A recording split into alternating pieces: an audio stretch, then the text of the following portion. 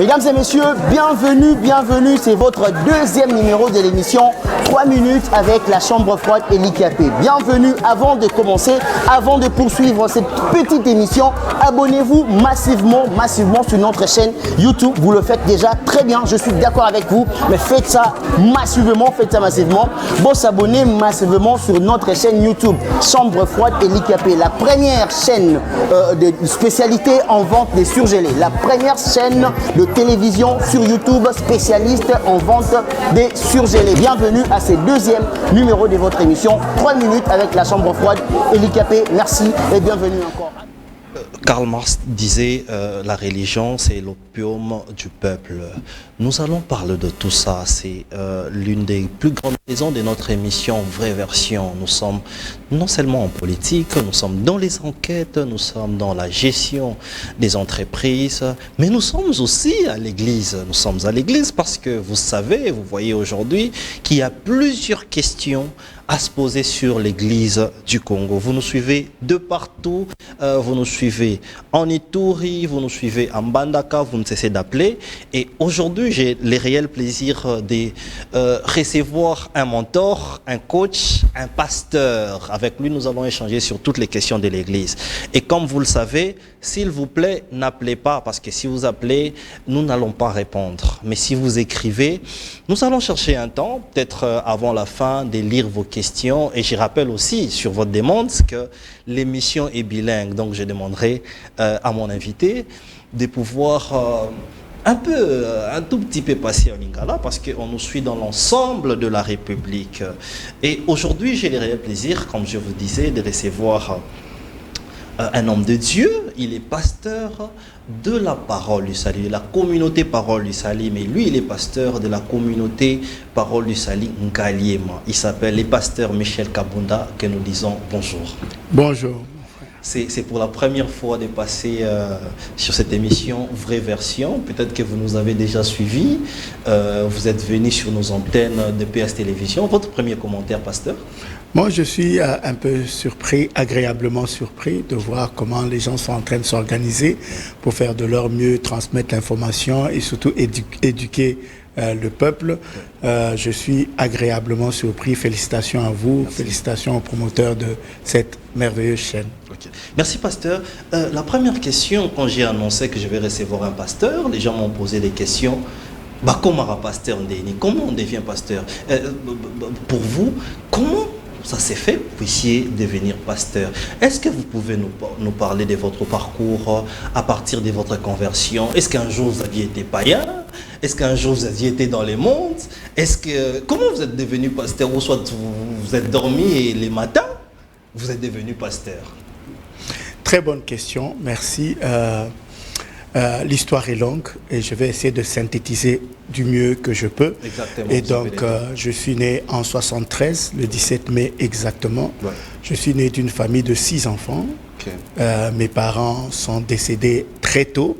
Mon père s'appelait Christophe Kabunda Malengela, paix à son âme. Okay. Ma mère Moulanga Mwamba Malengela, Moulanga Mwamba Kabunda, paix à son âme également. Okay. Et donc j'ai eu une très bonne enfance. Mon père était un homme très intelligent.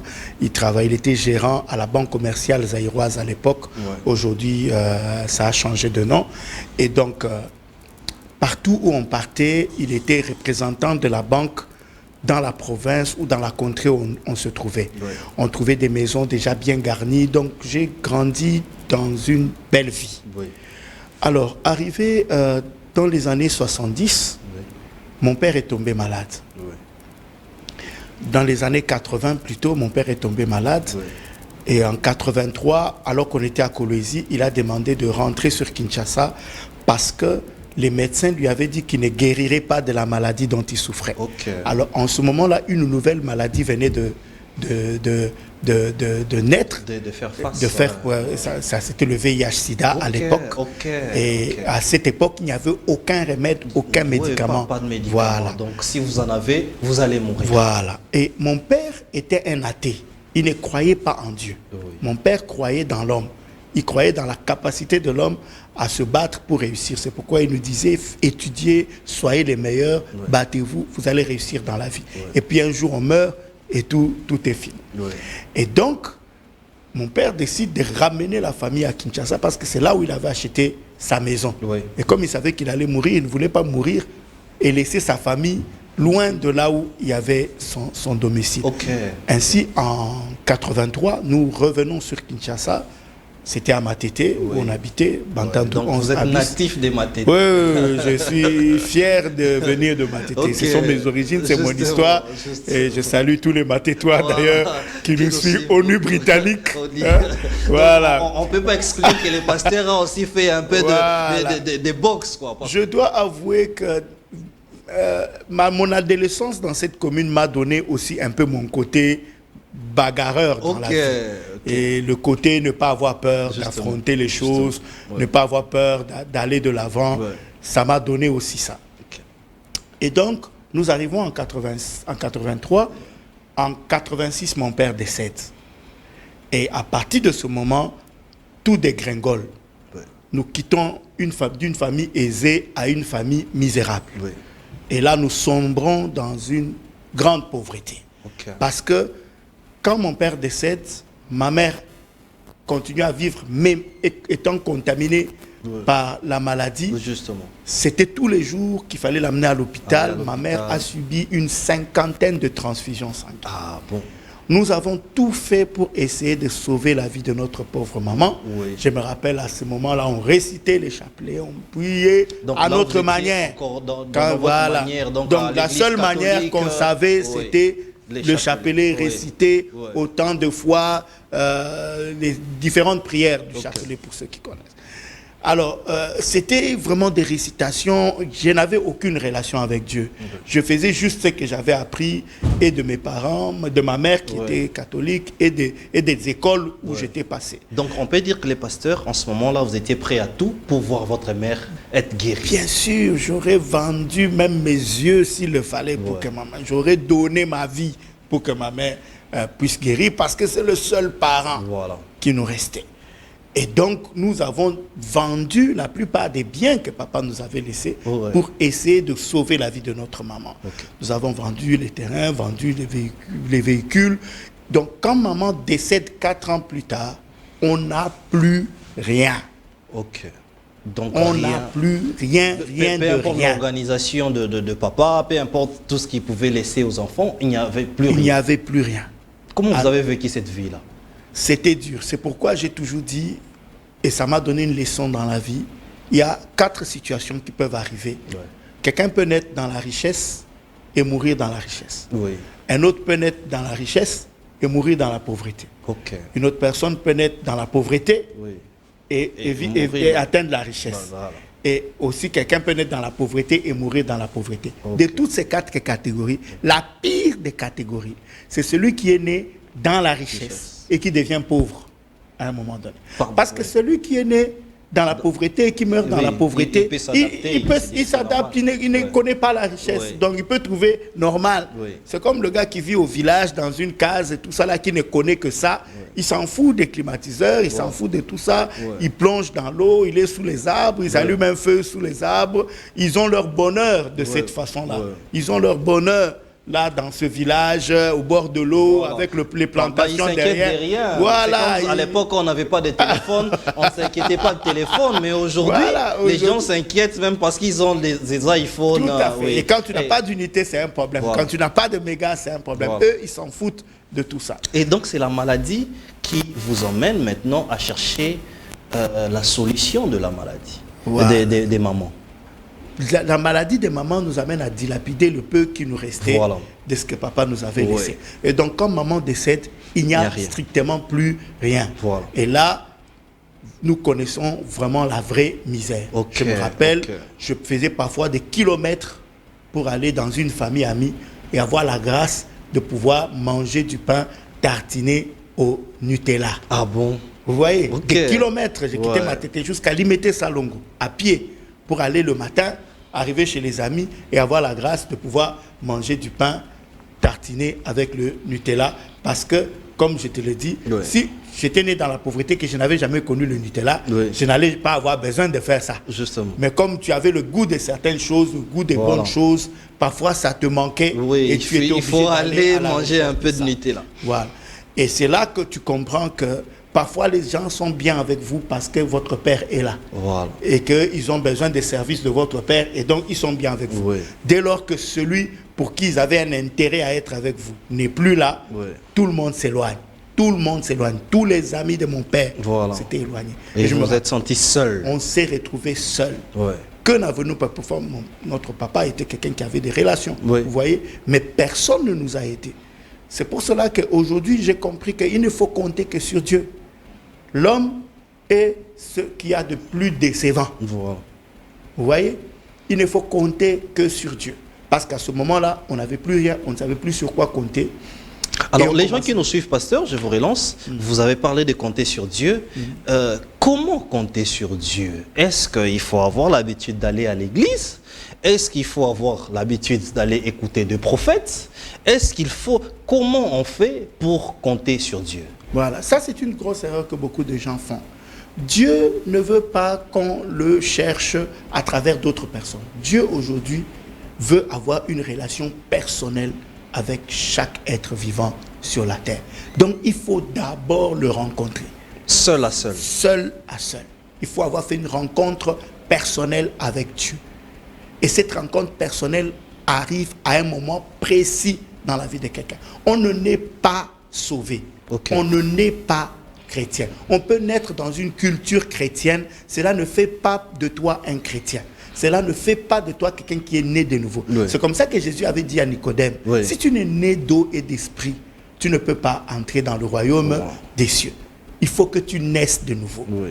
Moi, avant, je le dis, j'étais païen, j'allais à l'église. Oui. J'allais à l'église parfois à Noël, parfois Donc vous pouvez Pâques, être païen et aller à et l'église. aller à l'église. Vous pouvez fréquenter une église sans être converti. Et ce n'est pas seulement l'église catholique, même toutes nos autres églises, les églises pentecôtistes, tu peux fréquenter une église sans être sauvé. Tu peux fréquenter régulièrement une église sans avoir la vie éternelle. Okay. Tu peux être un enfant de pasteur, un enfant de serviteur de Dieu. Tu peux naître dans une culture chrétienne sans avoir fait toi-même une rencontre personnelle avec le Seigneur. Merci, pasteur. Voilà. Alors, on va poursuivre avant de voir la première vidéo, mais on va d'abord poursuivre. Et c'est cette souffrance-là, cette galère-là, qui fait de vous pasteur? C'est le prélude. Oui. C'est cette situation chaotique voilà. qui t'amène à te poser les vraies questions. Oui. Les questions existentielles, les questions sur la vie. Oui. Vous voyez? Et en ce moment-là, déjà d'abord, tu te dis c'est que Dieu n'existe pas. Ok. Ah, vous vous êtes dit aussi ça, que Dieu n'existe pas. Dieu n'existe pas. Sûrement, papa avait raison, que Dieu n'existe pas. La vie, c'est une succession des événements bons ou mauvais. Il faut faire avec.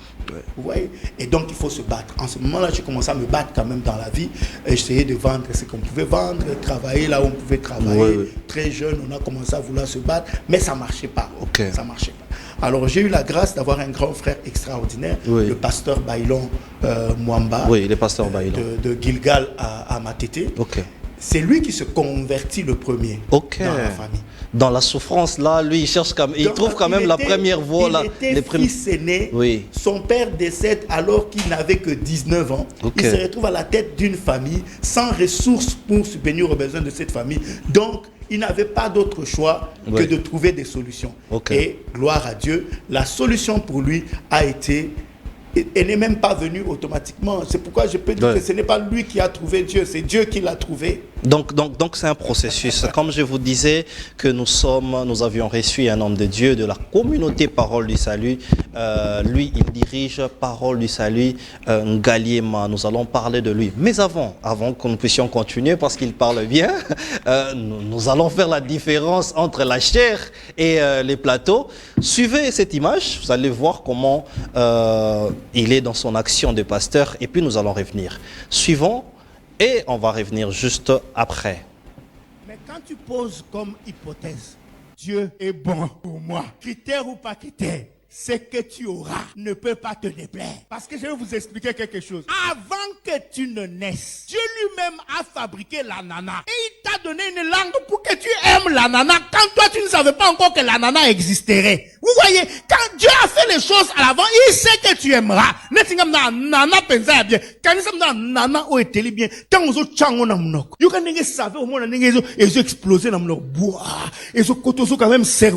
Alléluia. Quand Dieu bénit, il te bénit selon les désirs de ton cœur. Il te bénit selon ce qu'il sait que quand il va te donner. Alors, nous sommes encore à l'introduction de l'émission. Pasteur, là, vous étiez en train de prêcher de l'ananas. Mais nous, vous ne nous avez pas encore dit comment est-ce que ça s'est fait, ce processus-là de devenir pasteur. Mais c'est quoi votre message, pasteur, aujourd'hui? Est-ce que vous êtes dans la délivrance? Est-ce que vous êtes dans les saluts? Est-ce que vous êtes dans quoi? Parce qu'aujourd'hui, vraiment, la population se pose des questions. Il y a d'autres pasteurs qui combattent la délivrance, il y a d'autres qui parlent de la prophétie, et il y a d'autres qui combattent la prophétie. Vraiment, il y a plusieurs messages. Alors, vous êtes dans quoi? Là, vous avez parlé, par exemple, de Dieu. Oui, les gens qui combattent la délivrance, qui combattent la prophétie, tout ça. Moi, je dis c'est simplement une ignorance de la parole de Dieu. Vous voyez, le salut est un package. Okay. Le salut est global. Oui. Quand Dieu sauve l'homme, il le sauve dans son intégralité, dans la totalité de l'homme. Il sauve l'âme, il sauve l'esprit, mais il sauve le corps également. Oui. Bien que le corps ne va pas entrer au ciel, c'est l'âme et l'esprit qui va être enlevé. Mais même le corps bénéficie de la rédemption.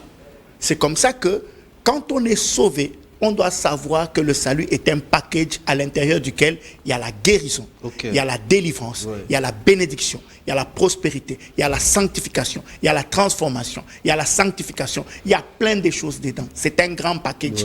Maintenant, si quelqu'un n'a compris la parole de Dieu que dans le sens de la sanctification et qu'il ne prêche que tout le temps la sanctification, il ne doit pas s'attaquer à celui qui a compris Dieu dans son aspect de Jéhovah Jireh, le Dieu qui pourvoit, le Dieu qui rend prospère.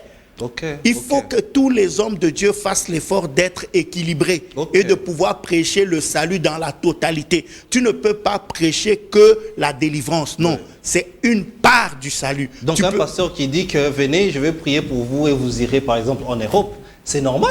Il n'a pas péché. Si c'est ça que les gens cherchent, qu'est-ce que Dieu dit? Fais de l'Éternel tes délices, il te donnera ce que ton cœur désire. Si le désir de quelqu'un c'est aller en Europe et que c'est ça sa prière, pourquoi le condamner pour ça? Dieu nous demande de prier chacun selon le désir de son cœur. Si toi tu n'as pas le désir d'aller, ne condamne pas celui qui a le désir d'aller. Il ne faut pas condamner une femme qui vient à l'église parce qu'elle veut se marier. Ça, c'est son souhait, c'est son désir, c'est son objectif aussi dans le Seigneur. C'est la même chose que celui qui vient pour trouver la guérison, celui qui vient pour trouver la délivrance, celui qui vient. Chacun a son problème. Il a dit, venez à moi, vous tous qui êtes chargés et fatigués, je vous donnerai debout. Chacun a sa charge. Ta charge n'est pas ma charge. Un autre, sa charge, c'est les problèmes des malédictions et tout ça. Une autre personne, sa charge, c'est la maladie qui l'accapare depuis des années et des années. Une autre personne, sa charge, c'est la pauvreté pandémique familiale qui vient des générations et des générations. Ton problème n'est pas mon problème. Ne condamne pas l'autre. C'est comme parfois dans l'église, quelqu'un qui témoigne, qui dit « Je bénis Dieu parce qu'il m'a donné un vélo ». Tu vois quelqu'un critiquer, est-ce que pour vélo, il faut couper ses langues témoignage? Non. Oye bite place ni ya a outil. Pour naïe na famille, naïe ata mutumo kwa tikala kozwa vélo te. Alors le jour où le vélo entre dans cette maison, c'est la fête. Ils font plus de fêtes que toi quand tu achètes ta Mercedes parce que tu es habitué déjà à beaucoup d'autres choses.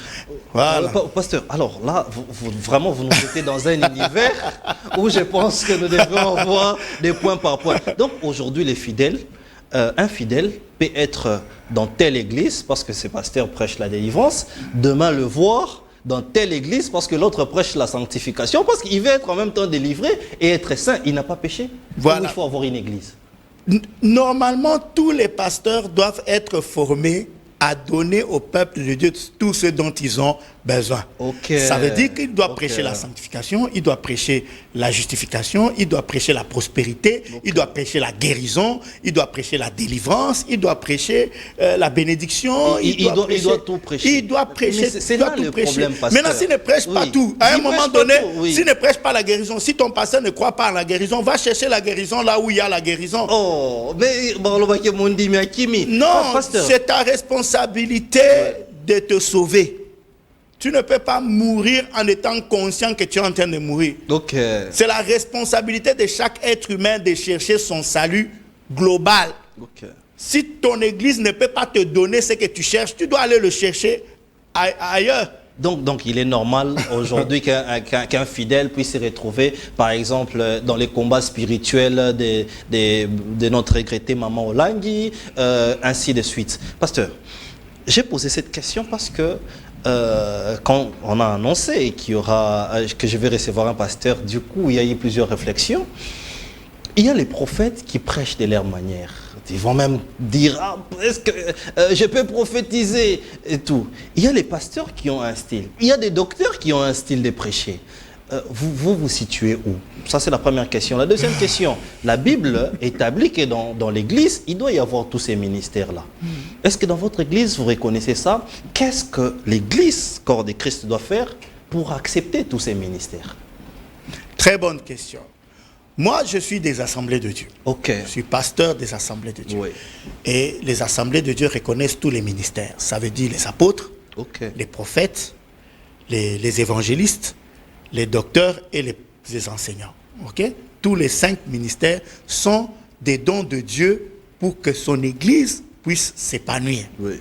Maintenant, la reconnaissance d'un ministère émane des encadreurs ou des pères spirituels ou des représentants de l'Église qui reconnaissent que tu as tel ministère et donc t'octroient cette qualité-là. Ok. Un ministère doit être reconnu par ses pairs. Oui. Bien sûr, il y a des gens aussi qui s'autoproclament. Bon, Oui, quand oui. quelqu'un s'autoproclame, pourvu qu'il soit dans la vérité de la proclamation qu'il fait. Il dort demain. C'est comme les directeurs des programmes qui me disaient, mais lui, il avait des amis. Demain, ils étaient ensemble. Le lendemain, il devient pasteur, il devient prophète. Et il commence à prophétiser partout. Dans l'affaire de l'appel, Oui. il faut qu'on soit très prudent. Ok. Parce que quand Dieu parle à quelqu'un, vous n'êtes pas là. C'est ça le problème. Quand Dieu s'adresse à une personne, il ne claironne pas pour dire à tout le monde, voilà ce que je lui ai dit. Oui. Il parle en secret à sa personne. Nous qui observons, nous attendons de voir le fruit. Parce que la Bible dit, vous reconnaîtrez l'arbre par ses fruits. Ok. Dès que nous voyons un homme de Dieu se lever, nous voyons qu'il marche dans la crainte de Dieu. Nous voyons qu'il marche dans la sanctification. Si le fruit qu'il produit est le fruit d'une personne transformée, nous reconnaissons qu'il est converti et qu'il est né de nouveau. Ensuite, quand nous le voyons implanter église après église et église après église, à un moment donné, on lui reconnaît le ministère d'apôtre. Oui. Parce que c'est quelqu'un qui implante les églises et qui défend la doctrine du Seigneur. Okay. Maintenant, si quelqu'un a un enseignement profond qui touche les âmes, avec des paroles de connaissance, accompagné de prophéties, des paroles de connaissance, on lui reconnaît le ministère de prophète. Parce qu'un prophète, ce n'est pas un voyant. Non. Le prophète n'est pas un voyant. Le prophète, comme ministre de Dieu, c'est même pas celui qui a le don de prophétie. On peut avoir le don de prophétie sans être un prophète. Là, ce n'est pas être prophète. Non, je vois telle chose. On confond que dès que quelqu'un a le don de prophétie, commence à prophétiser, on croit qu'il est un prophète. Non. Le prophète, au sens biblique du terme ministère prophétique, c'est un homme de Dieu qui enseigne la parole et qui montre au peuple de Dieu ce que Dieu veut qu'il fasse et la direction qu'ils doivent suivre. Qui est différente, par exemple, d'un pasteur? Ou c'est la même chose? Non, c'est pas la même chose. Mais il peut être pasteur principal d'une église locale, mais son vrai ministère, c'est le prophétique. Mais là, il peut être pasteur d'une église locale, mais son vrai ministère, c'est l'évangéliste. Tu vois? Dans les cas échéants, pasteur, c'est vrai que nous allons parler des 5 ministères dans des émissions qui suivent, parce que cette émission, vraiment, c'est un univers. Mais dans les cas échéants, quand vous êtes prophète et que vous êtes en même temps pasteur d'une église, est-ce qu'il est recommandé que ces prophètes-là soient suivis de pasteurs ou aient de pasteurs dans son église? Bien sûr. Chaque église locale est un reflet de l'église universelle. De la même manière que dans l'église universelle, les 5 ministères se retrouvent, même dans une église locale, on peut retrouver les 5 ministères. Ça veut dire qu'on peut retrouver des gens qui prêchent et qui sont des évangélistes. Vous allez voir que leur message sera axé sur le salut, centré sur le salut. Un pasteur, par contre, quand il prêche, vous allez voir qu'il a un puissant don, une capacité d'exhorter, d'encourager, de conseiller, d'encadrer. Son message cadre avec son appel et son ministère. Un autre, quand il prêche, vous verrez un ministère accompagné de puissance, des miracles, des miracles. Vous voyez qu'il a une tendance apostolique. Vous voyez, chaque appel correspond à un package des dons du Saint-Esprit, un niveau de puissance, un niveau d'onction qui permet d'exercer selon cet appel-là. Okay. Et les appels sont différents. Parfois, c'est pourquoi il y a des guerres, par exemple, entre les pasteurs et les évangélistes. Vous voyez? Voilà. Parce qu'un évangéliste, son souci, c'est seulement que les gens soient sauvés.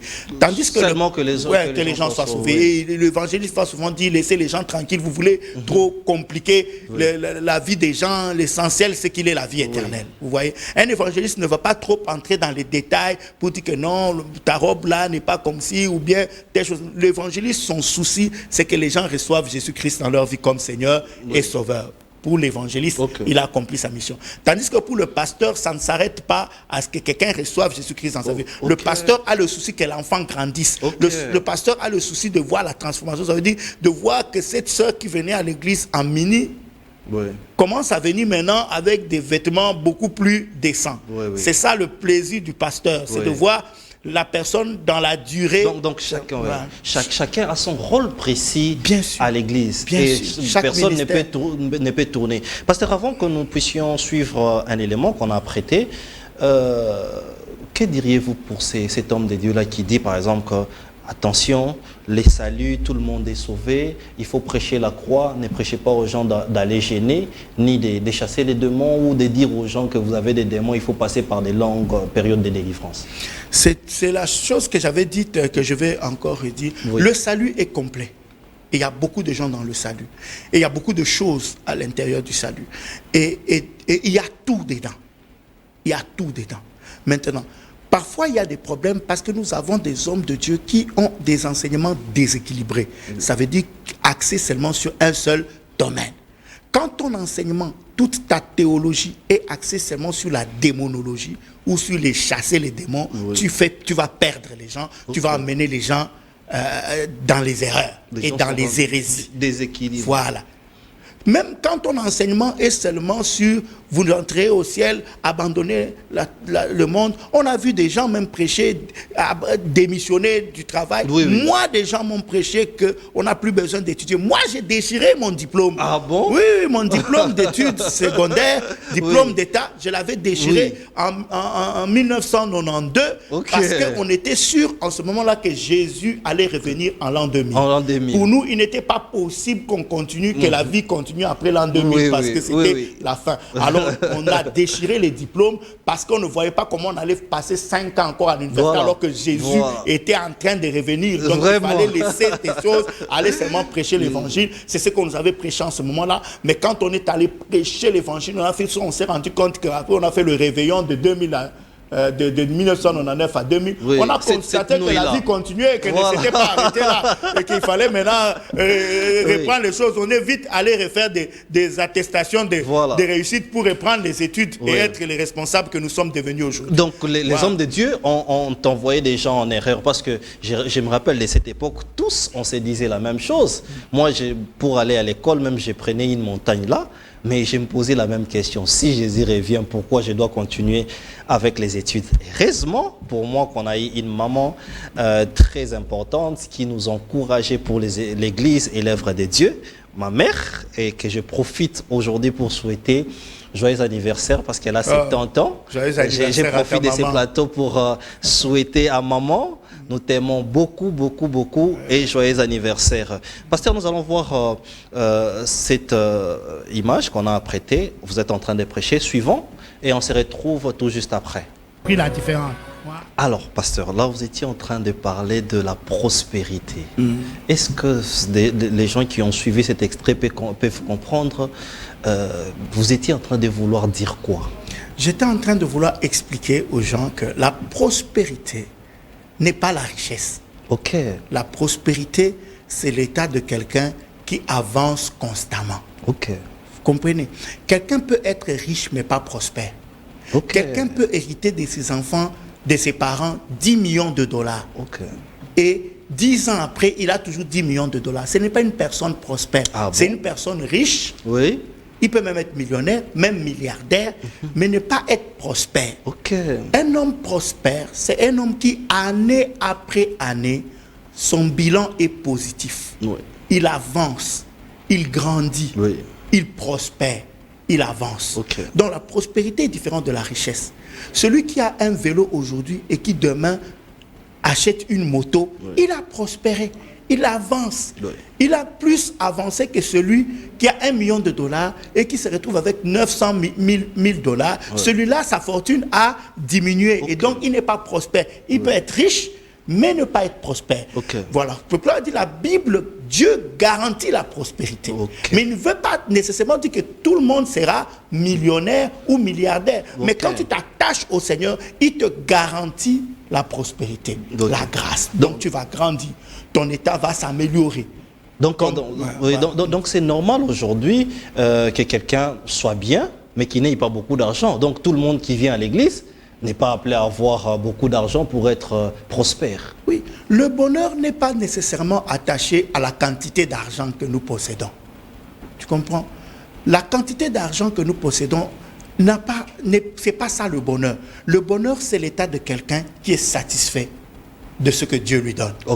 Tu vois, qui a la femme qu'il veut avoir, les enfants qu'il veut avoir, qui vit dans les conditions qu'il veut avoir. Et qui n'est pas dans un malaise, qui n'est pas dans un mal-être, qui est bien en lui et qui avance dans ce qu'il est en train de faire. C'est dans ça qu'il y a le bonheur. Ce n'est pas forcément dans la quantité d'argent.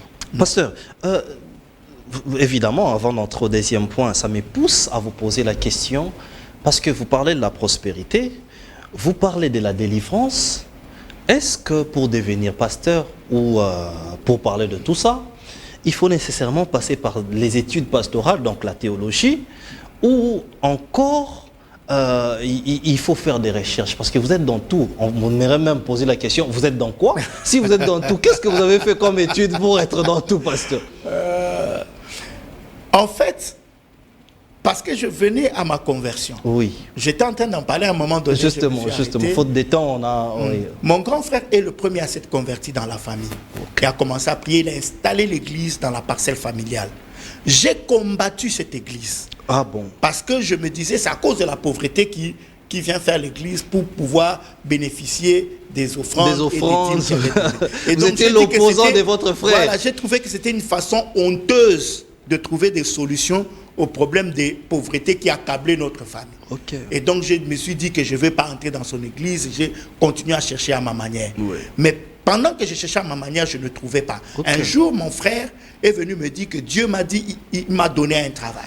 Un travail que je ne voyais pas et qui n'existait pas. Il me dit, Michel, Dieu m'a dit, il m'a donné un travail. Donc il a prophétisé sur vous. Voilà. Non, sur lui-même. Sur lui-même. Dieu lui a parlé à lui-même. Et quelques temps après, il y a eu des tests qui ont été faits dans une entreprise. Il y avait 25 personnes. Une seule personne fut retenue à l'époque. C'était mon grand frère.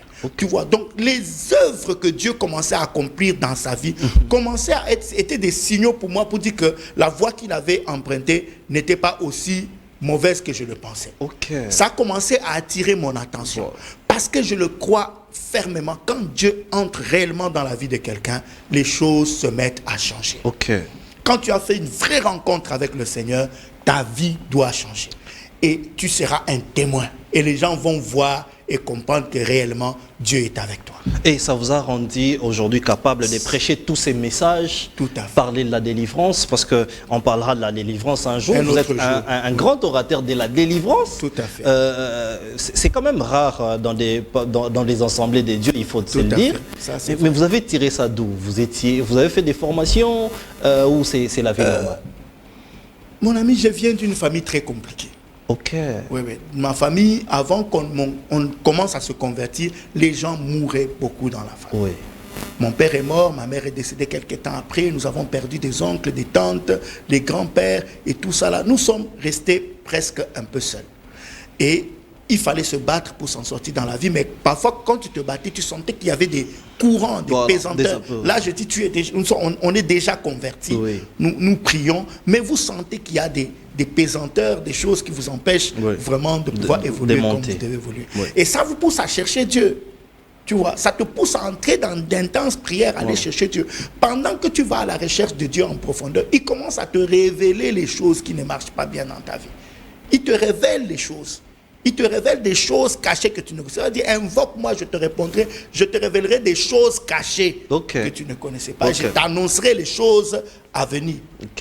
Et Dieu peut te révéler la cause de quelque chose qui t'a bloqué ou la cause de quelque chose. Pourquoi il révèle? Pour que tu passes à la repentance. Parce que la délivrance est fortement liée à la repentance. Ok. La Bible dit une malédiction sans cause et sans effet. Quand il n'y a pas de cause, c'est sans effet. Mais quand il y a une cause, il y a les effets. Et ces causes-là peuvent être venant des parents. Souvent, c'est le péché. Souvent, c'est le péché que nous commettons nous-mêmes. Mais ça peut aussi être une faute qu'un ascendant biologique. Ok. Donc aujourd'hui, dans la Nouvelle Alliance, les gens peuvent aussi hériter de choses venant de sa ascendance. Le principe d'héritage est un principe universel. Ok. C'est un principe universel. Le principe d'héritage. C'est un principe universel. C'est-à-dire, pasteur, expliquez-nous. Votre père devait à des gens, il meurt, les gens là vont vous suivre pour payer la dette de votre père. Okay. C'est ça que j'ai dit, que le principe d'héritage est un principe universel. Okay. De la même manière que nous croyons que la bénédiction de Dieu sur ma vie descend sur mes enfants, de la même manière, la malédiction de Dieu descend sur les enfants. Tu comprends? De la même manière qu'on hérite d'une maladie, oui, par le fait de la biologie ou des ADN, on hérite de la maladie des parents. De la même manière, il y a une transmission de beaucoup de choses qui se passent. Voilà. Et quand on se convertit, nous avons la possibilité par la foi en Jésus de briser justement toutes ces chaînes héréditaires pour qu'on ne puisse pas reproduire les mêmes mauvaises choses qu'on a vues dans le chef de nos parents, de nos oncles, de nos tantes. En Christ, nous avons la possibilité de vivre une vie différente. Ok, mais pasteur, que diriez-vous alors de ces passages qui disent si quelqu'un est en Christ, il est devenu une nouvelle créature, des choses anciennes sont passées, c'est-à-dire les réclamations sont passées, et la personne est devenue une nouvelle créature. Si quelqu'un est en Christ, voilà ce qui se passe. Okay. Premièrement, il y a une justice imputée. Dieu le déclare juste, pas parce qu'il est devenu juste, mais parce qu'il est assimilé au substitut. Ça veut dire Jésus. Jésus le juste a accepté de devenir coupable pour que les coupables soient proclamés justes. Okay. Donc quand je reçois Jésus dans ma vie comme Seigneur et Sauveur, je suis déclaré juste. Je suis déclaré saint. Okay. Tu vois, je suis saint, déclaré saint au moment où je reçois Jésus-Christ dans ma vie comme Seigneur et Sauveur. Okay. Automatique. Mon nom est écrit dans le livre de vie de l'agneau. Oui. Maintenant, au fur et à mesure de ma marche, le Saint-Esprit aidant, l'écoute de la parole de Dieu commence à transformer ma vie pour que cette justice qui m'a été amputée de manière déclarative devienne maintenant une réalité dans ma vie. Okay. C'est comme ça que vous voyez quand quelqu'un se convertit, il abandonne certains péchés, mais on va constater qu'il y a certaines fautes qui vont continuer. Qui ressemblent au péché passé. Non, oui, qui ressemblent. Certains péchés vont continuer dans sa vie. Okay. Pour lesquels il va continuer à se battre et à lutter jusqu'à ce qu'il s'en débarrasse. Parce qu'en Christ, nous avons la possibilité, par la croissance spirituelle, par la nouvelle naissance, de vivre une vie sans péché. C'est possible. En Christ. On parlera de tout ça. Je pense qu'il y a tellement de la matière, mais les gens me demandent aussi Tolo Balingala. Et puis c'est une demande des milliers de personnes qui nous suivent. Alors on va faire l'exercice de rentrer un peu en Lingala. L'Église aujourd'hui a la responsabilité de beaucoup de choses, notamment gérer des conflits. Nous voyons des pasteurs gérer des conflits. On voit même des pasteurs gérer les fidèles pour dire voter telle personne. Je pense qu'aujourd'hui on doit parler de l'église. Alors pasteur, Lelo, rôle nini église et koki kosala pour le développement d'une nation. Parce qu'aujourd'hui il faut se dire qu'il y a beaucoup de pasteurs, il y a beaucoup d'églises, mais nous sommes un pays sous-développé. Est-ce que l'église a un rôle à jouer pour le développement de la nation Abisso, pour le développement, par exemple, pour aussi sa guerre, par exemple, pour que ces pays soient développés un jour? Est-ce que l'Église a un rôle à jouer? C'est quoi ce rôle? L'Église a un très grand rôle à jouer et je pense que l'Église est responsable de beaucoup de problèmes qu'il y a dans cette nation. Ah bon? Parce qu'elle n'a pas bien joué son rôle. Okay. Et que maintenant l'Église doit commencer à jouer pleinement son rôle. Allez-y, pasteur. Parce que quel est le rôle de l'Église? amener les gens à recevoir Jésus-Christ dans leur vie comme Seigneur et Sauveur, c'est la première chose. Deuxièmement, amener les gens à ressembler à Jésus, à développer le caractère de Jésus, à développer la vie de Jésus. Parce que lorsqu'un pays a des gens qui ressemblent à Jésus, ce pays ne peut que prospérer, ce pays ne peut que se développer, ce pays ne peut qu'aller de l'avant. Parce que l'amour va régner, l'unité va régner, l'humilité va régner, et l'habitude de même être capable de se sacrifier pour les autres va régner. Mais là où l'Église, je dis que doit encore jouer son rôle, c'est dans sa capacité à transformer l'homme. Nous devons travailler à la transformation de l'homme. Parce que tant que l'homme n'est pas transformé, la nation ne se transformera pas. Tant qu'on a encore des chrétiens qui, une fois nommés, commencent à détourner de la même manière que les païens, à prendre l'argent des gens, à les mettre des choses comme ça, on va droit dans le mur. Bizarrement, les grands détourneurs de ces pays sont dans des églises. Oui, c'est vrai que nous sommes un pays à majoritairement chrétien. Et c'est là que j'ai dit que l'Église doit jouer son rôle. Parce que l'Église doit être capable de suspendre le membre de l'Église qui est ministre et qui est accusé de détournement. Ah bon? C'est quand nous allons arriver à ça que les choses vont changer. Y compris la magistrature, tous les magistrats qui prient dans les églises, s'il est prouvé qu'ils ont été corrompus et qu'ils ont donné un faux jugement, on doit l'Église doit les sanctionner, on doit même arriver à les excommunier s'ils ne veulent pas se repentir et retrouver le droit chemin. C'est comme ça que l'Église doit jouer son rôle. L'Église doit sanctionner. L'Église a la capacité de sanctionner quelqu'un et de le recommander en la main de Dieu pour que Dieu lui montre que cette voie-là est mauvaise, parce que Dieu a les moyens de sa politique. Et Dieu a donné les clés à l'Église, la capacité de fermer les choses dans le ciel et sur la terre pour que ça soit fermé au ciel, d'ouvrir les choses sur la terre pour que ça soit ouvert au ciel. De la même manière que nous prions pour que Dieu bénisse les gens et qu'il les installe sur des postes élevés, de la même manière, nous pouvons prier pour que Dieu les désinstalle s'ils ne font pas ce qu'ils doivent faire en tant qu'enfants de Dieu. Donc nous pouvons dire que la responsabilité aujourd'hui de notre nation dépend à 75% de l'Église. Moi j'ai envie de dire à 100%. Comment ça, 100%? Oui, j'ai envie de dire. Il y a l'école, il y a des pasteurs, il y a des politiciens, des décideurs qui n'ont rien à voir avec l'Église. Dès lors qu'on laisse une partie qui ne soit pas sous influence de l'Église, il y a déjà un problème. L'Église doit influencer l'école. C'est pourquoi les églises doivent construire les écoles, gérer les écoles, commencer dès le bas âge à donner une bonne formation. Là où moi je respecte l'Église catholique, sincèrement je le dis, là où j'ai un profond respect pour l'Église catholique, c'est parce que dès le début, ils sont allés dans ce sens-là, des écoles, des universités. Si vous voyez aujourd'hui les gens qui ont été formés dans les bonnes écoles catholiques, ça a sorti quand même une bonne crème. Maintenant, nous les pentecôtistes, nous les gens qui disons que nous avons l'esprit, nous devons construire des écoles et éduquer le peuple à la base.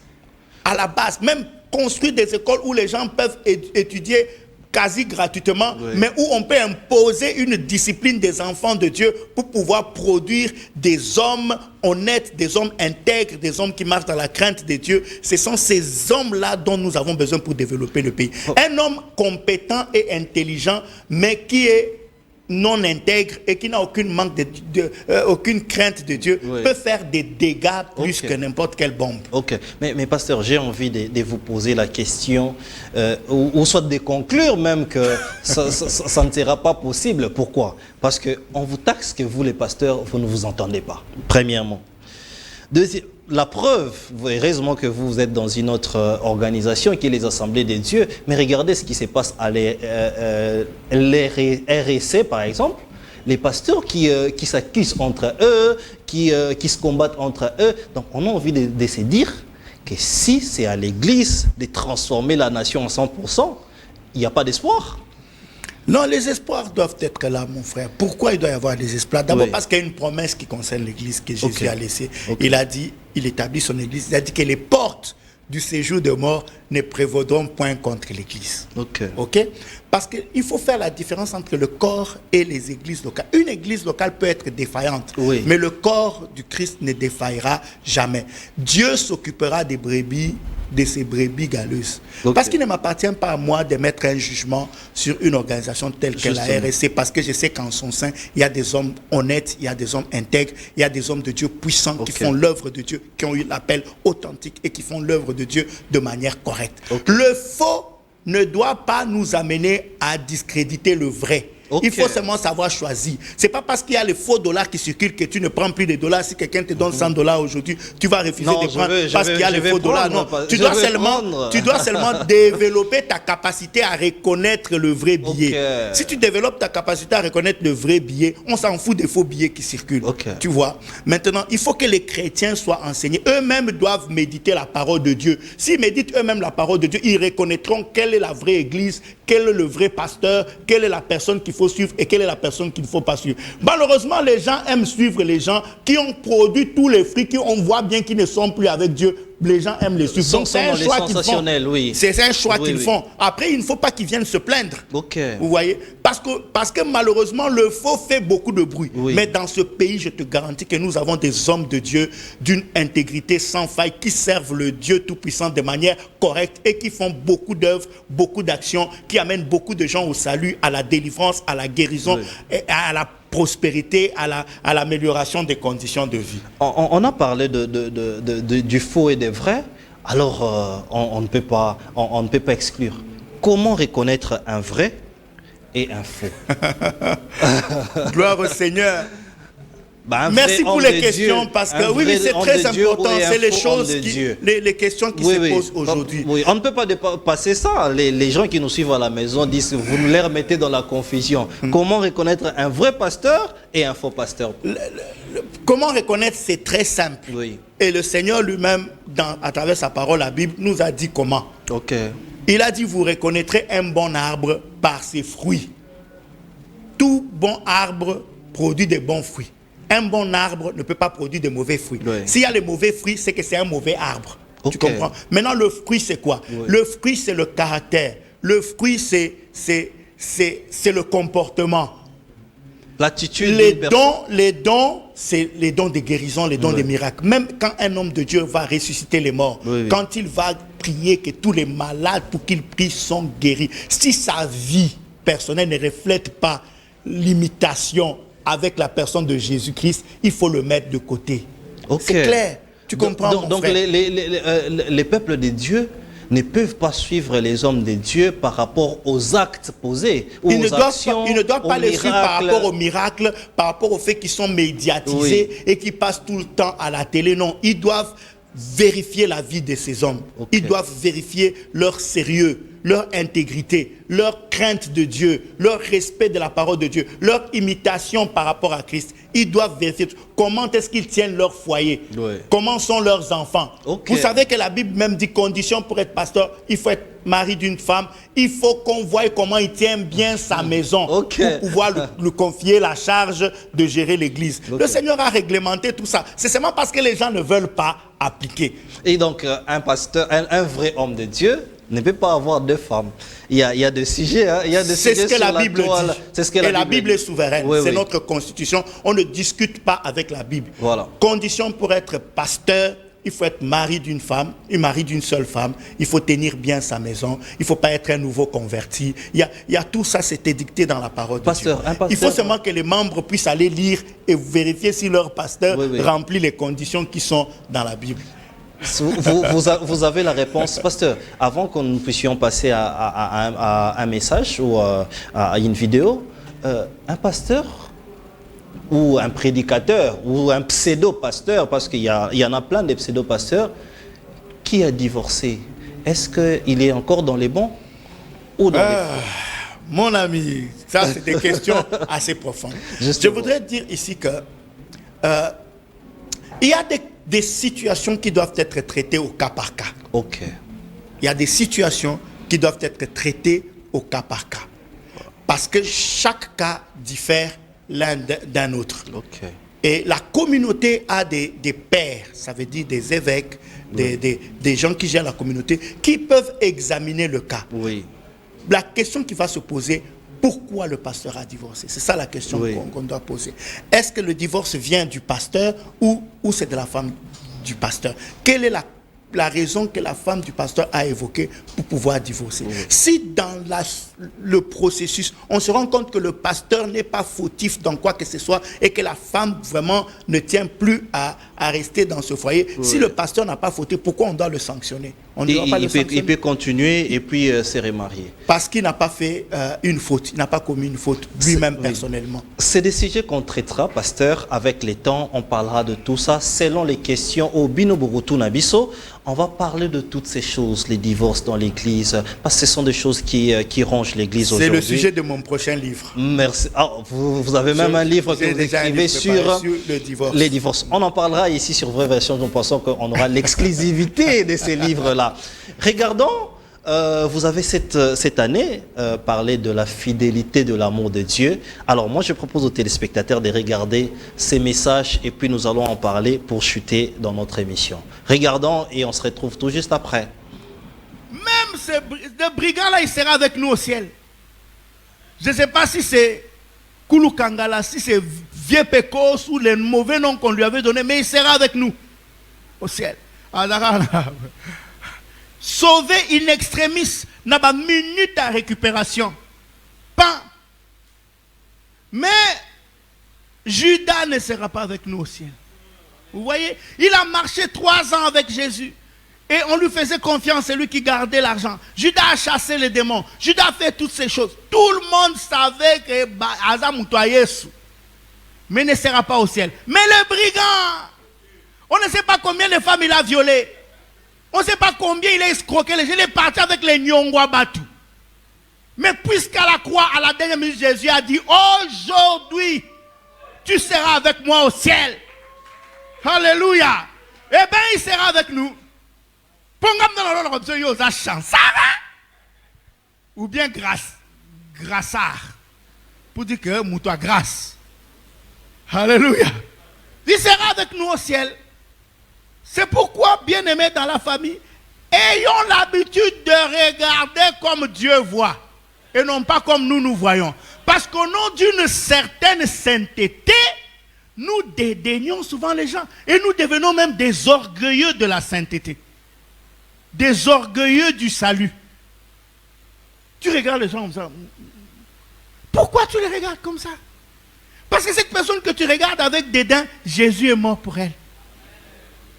Alléluia. Jésus est mort pour elle.